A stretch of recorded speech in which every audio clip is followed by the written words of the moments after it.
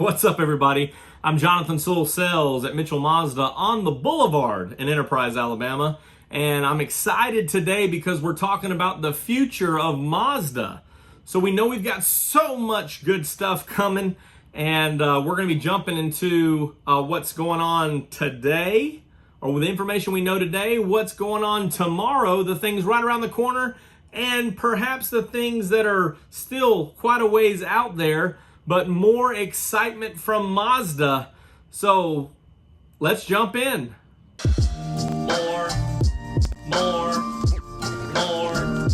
car vids. More car vids. We're back, and I want to get started with a brief conversation about the things we know today, specifically KODO Design. So we first saw this back in 2012 with the release of the first generation CX-5. Remember that beauty? That was the first KODO designed vehicle. And since then, we've jumped into big news, big speculation in 2015 of the RX Vision. What a beauty. And then a couple years later, they introduced the Vision Coupe, which we now think is going to be some iteration of that in our new Mazda 6 or Mazda 60, whatever they're going to call this thing, not in 22, but perhaps in 23, or maybe it'll be a 24 model. We don't know. We'll talk about that in just a minute, or some of the features of that vehicle. Then we rolled into a new Mazda 3, new platform, new Mazda 3, kind of modified from that Mazda 6 platform, and a beautiful example of KODO design, especially the hatchback. Then to follow up on the same platform, CX-3 no more, but we have the CX-30, and that has proved to be a fantastic crossover, beautiful as well. So that's where we stand today. We know we've got new products coming. We're going to talk about those in the right around the corner tomorrow segment. But before we jump into the big picture of the vehicles, we're going to talk about some of the powertrain elements, specifically new engines, because with new vehicles usually comes new engines, and we know we're getting a new platform, and we know that there's also some transmissions that will be coming. But let's talk about the engines first. So the inline 6 that we are so excited about is going to be somewhere around 300 to 350 horsepower. There's also going to be an iteration of an inline 4, and these are going to be longitudinal because they're going to be a rear-wheel drive platform in this CX-50 and this Mazda 6 coming out a year or so later, perhaps. So we have the inline 6, the inline 4. Those are going to be gasoline and diesel, and also some hybrid, and also sustainable Skyactiv Zoom 2030, some EVs perhaps on this new platform. But the inline 6, the inline 4, and this mild hybrid perhaps, and diesel, going to have several iterations of these new engines, and it's going to be depending really on where you live across the world on what you'll see. I don't expect the diesel to come in America, but kind of been there, done that with the CX-5 a couple years ago. But I do expect to see an inline 6 and perhaps an inline 4 or 4-cylinder with some hybrid or electrification in the near future, perhaps out of that same plant in Alabama. The big news that we see coming out last week is that this inline 6, they're toying with the idea of making it a twin charged engine. So that means you'll have turbo and you'll have a supercharger. So how does this work? Well, they're going to have a compressor on the intake to put more air into the combustion cycle. And like the Skyactiv X that we see, that allows more air into that combustion cycle, it actually makes it thinner on fuel, which more air, less fuel means more fuel economy, more fuel efficient. And this is exactly what Mazda's going for. With this twin charged engine, we think that with the new system using the exhaust gas recirculation off the turbine that we have now in the 2.5T, this is going to take that to the next level, because we're going to have this compressor from the supercharger send in more air, so there'll be immediate response, and then the turbo can pick up and there will be no turbo lag because of this supercharger.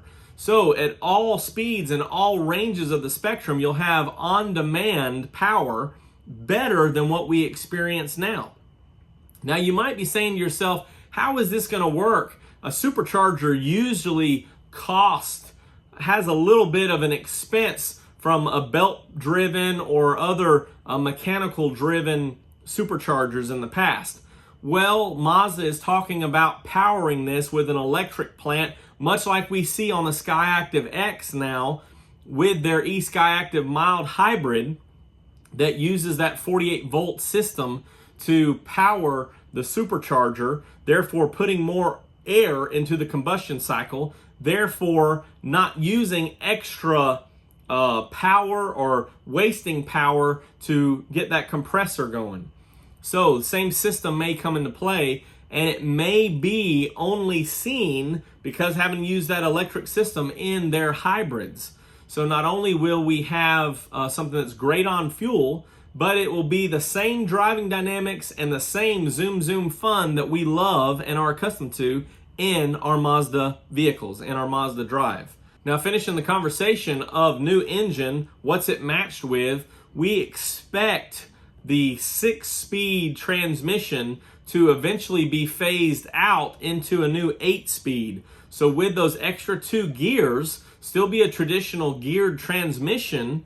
With those extra 2 gears, you can really expect better fuel economy, better ratings from the EPA or whichever your country's environmental agency or guide there. And this 8-speed could be in fact shared from Toyota, which has had their 8-speed now for at least 3 or 4 years out on the market.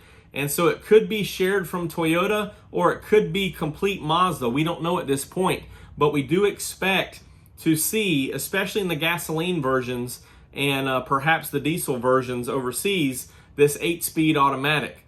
I'm not too certain if we'll see a manual transmission on any of these, as they're leaning more premium, and unless we see the RX Vision come to life in the next few years, I don't expect to see a manual transmission. However, it could get interesting to see because they are probably in talks with Toyota on some of this hybrid technology when they go maybe from a mild system to a full system, and then of course to an EV system. We could see a CVT. And you know my thoughts on CVTs, but it seems to work in a hybrid capacity for the best fuel economy and for that on-demand best RPMs for the motor. So we'll just have to see how it plays out. But again, it could be something that they share with Toyota on both of these transmissions, or the gasoline, diesel, and the hybrid aspects. And I really expect as we move forward that we're going to see something more along the lines of what Toyota's coming out with, just because the technology and the investment is already there. Now, the MX-30, I don't understand up here all the technical ins and outs of their 1-speed transmission, but I imagine it's very similar for the EV coming to California next month, actually. But that 1-speed transmission, I believe, is some type of adjustable range, sort of like a CVT, but I'm not as familiar with it. So we'll have to wait and get some more information when that's available. But I do think that they're going to lean more towards either building their own or using some of Toyota's information, just because it's been on the road, been tried, been proven, and the money's already been spent to develop those products. Now, we've talked about engines, we've talked about transmissions. Let's talk about that platform as a whole. Now, we know this rear-wheel drive platform is going to be used on the CX-50. However, we've got new information just a couple of days ago from Automotive News. The future of Mazda's to have a refreshed CX-5, a new, larger CX-50 coming out of Alabama, and a CX-70. So in my mind, the CX-50 and the CX-70 were the same.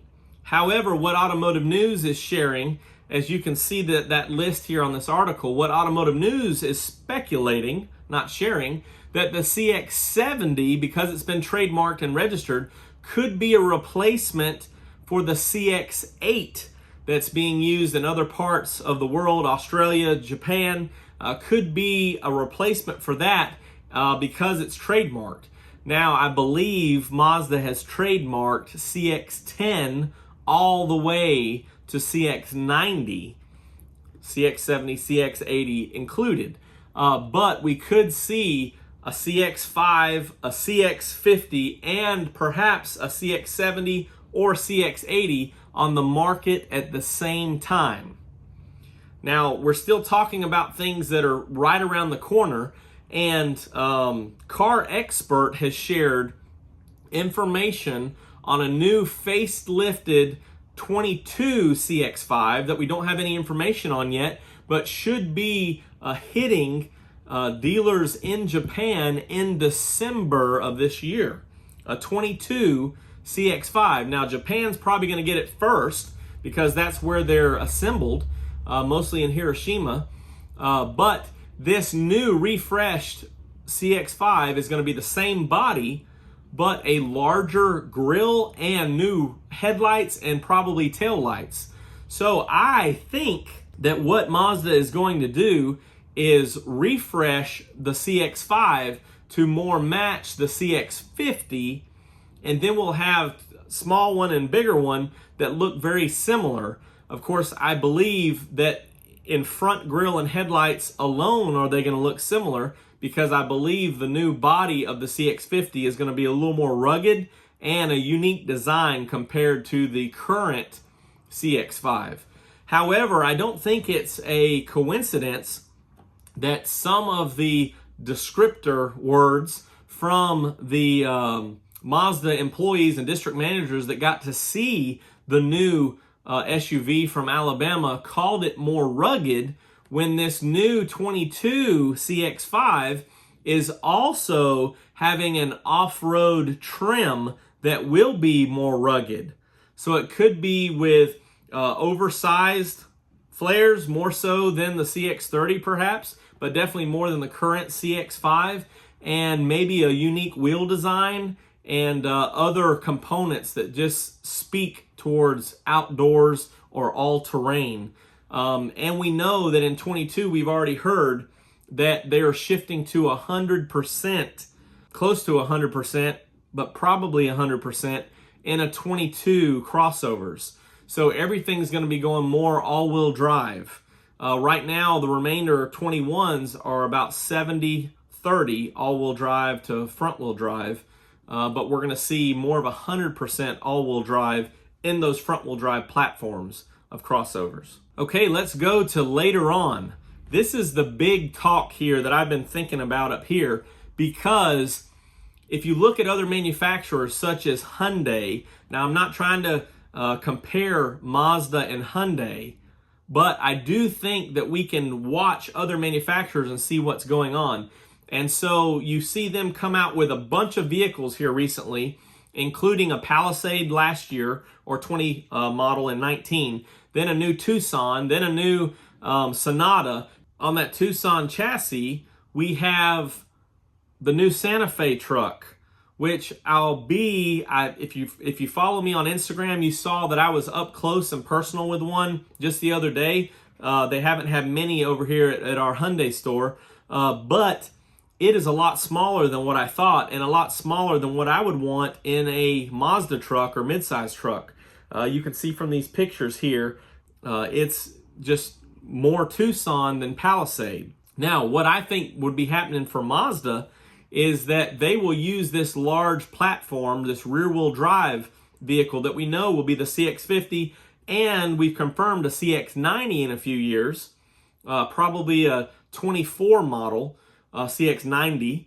But in that same platform with this inline six, we could go with a new B series truck, or perhaps a BT series truck like we see in other parts of the world. And here's a few pictures of the BT50 from a Mazda dealership in Australia that my buddy David Rome shared.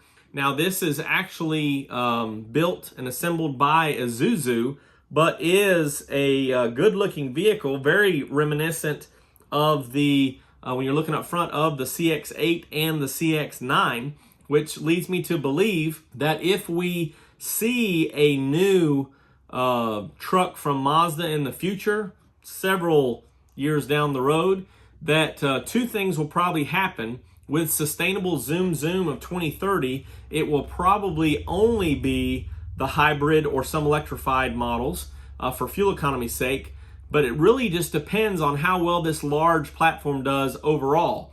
Because if they can put enough electrification or a Skyactiv X technology or whatever these new engines will end up being, a twin charged or whatever, if the fuel economy is there, then they can keep the CAFE balance or in line, and then they can also bring in this BT series or this B series, use the same platform, and still not affect their overall median mile per gallon that's restricted in this country.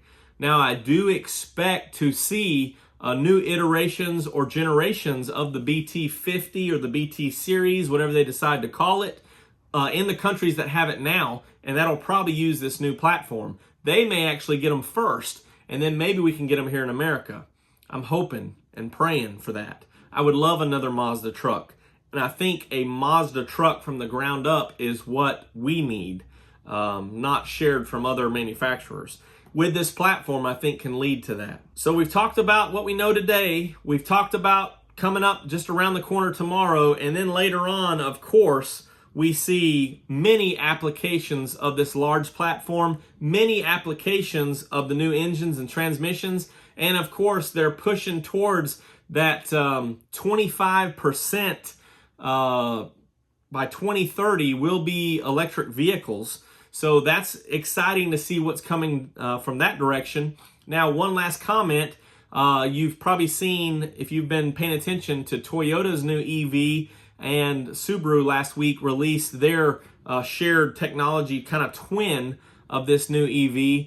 And of course, it doesn't look like Mazda to me, but again, if Toyota's moving forward in that direction with EV, there's a lot that we can share and learn from Toyota. So I think that we will, after this MX-30, which may or may not do well here in America, probably will do well in California, but I think if they start building more vehicles with this in mind, number one, as they start assembling these, which I feel is what the CX-50 is going to be, kind of released with gasoline, then brought in as a hybrid, I think that we'll see some very good vehicles with very good fuel economy and very good cargo space, and the power and the fun drive that we expect from Mazda. So I hope this was a quick breakdown on the future of Mazda, just how I see it today, tomorrow, and later on. I tell you, Skyactiv, the sky is really the limit here, Mazda, and I appreciate you pushing the envelope.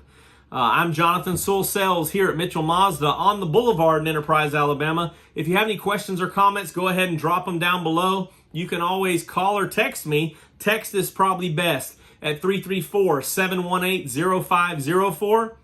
If you have not subscribed, now's a perfect opportunity to click that subscribe down below and always ding the bell so that you'll be notified for every new upload. And I've been doing a lot of shorts lately of some things that maybe can't really fill a whole car vid, but check those out as well. And comment down below of those what you think about it and what other information you'd like in a short, small package like that.